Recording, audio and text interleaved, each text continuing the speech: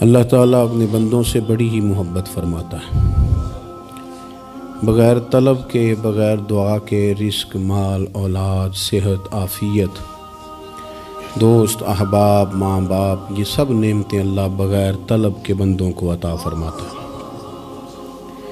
اللہ تبارک و تعالیٰ اپنے بندوں کے حق میں رحمت والے فیصلے کرتا ہے، درگزر والا معاملہ فرماتا ہے۔ جگہ جگہ قرآن مجید میں اللہ تعالیٰ نے اپنے بندوں پر رحمت کرنے کا ذکر فرمایا ہے۔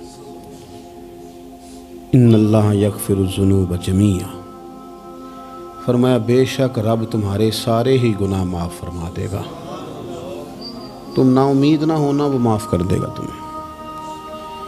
قرآن مجید میں فرمایا ان اللہ بالناس لرؤوف الرحیم، بے شک اللہ اپنے بندوں پر بڑا ہی مہربان اور نہایت ہی رحم کرنے والا، رؤوف اور رحیم ہے، بڑا مہربان ہے، کرم فرماتا ہے۔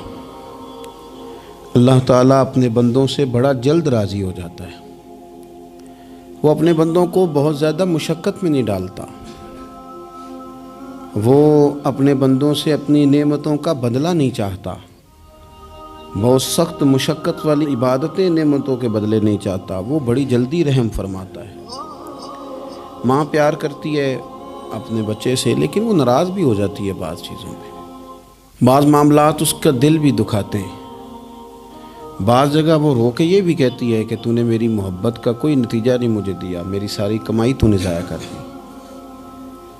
والد بہت ساری جگہوں پہ ناراض ہوتا ہے، شکوہ کرتا ہے، کہتا ہے میری بیماریوں کی، پریشانیوں کی، بڑھاپے کی، کمزوریاں کا سبب بیٹے تو ہی بن گیا، یہ ساری تکلیفیں تو ٹھیک ہو جائیں تو میری شاید عمر بھی بڑھ جائے، صحت بھی ٹھیک ہو جائے، میں زیادہ دیر جوان رہ سکوں۔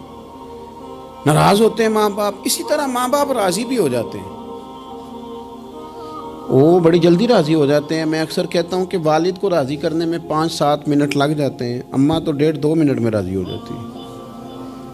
ابا جی کو 5-7 منٹ لگتے ہیں، کئی دفعہ کہنا پڑتا ہے، کوئی دلائل دینے پڑتے ہیں، لیکن والدہ کے لیے تو کچھ بھی نہیں، آپ نیرا جا کے پیروں میں بیٹھ ہی جائیں، کچھ بھی نہ کریں، آپ پورا روئیں نہ، رونے والا منہ ہی بن جائے، تو اماں تو نرم ہی نرم ہے، جس وقت جو مرضی آپ کرا لیں ہو گیا۔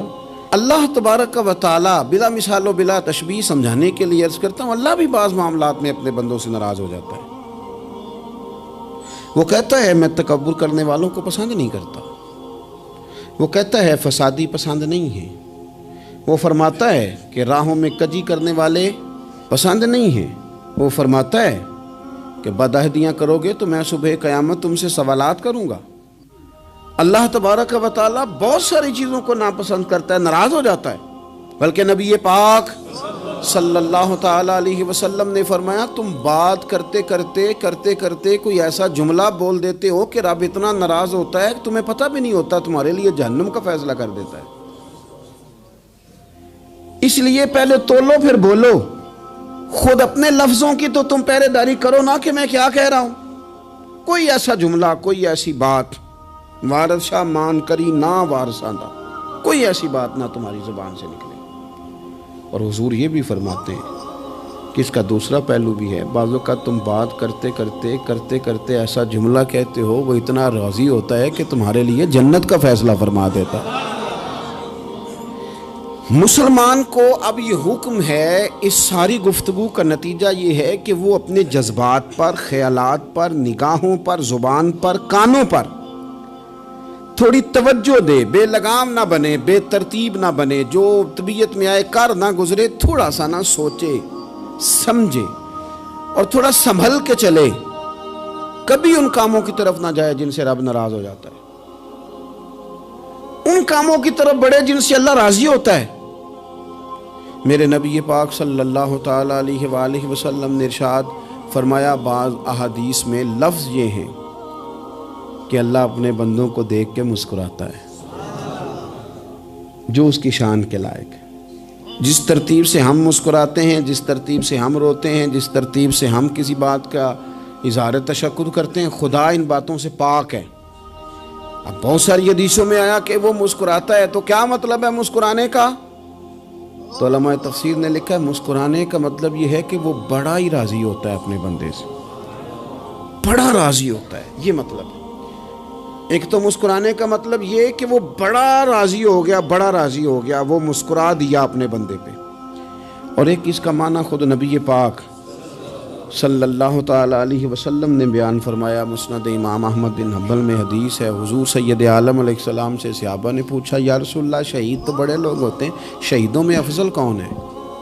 تو اللہ کے حبیب علیہ السلام فرمانے لگے وہ والا بندہ جو ڈٹ گیا تھا کافروں کے مقابلے میں، وہ ہلا نہیں، پوری طرح ڈٹ کے جو لڑا وہ شہداء میں افضل ہے۔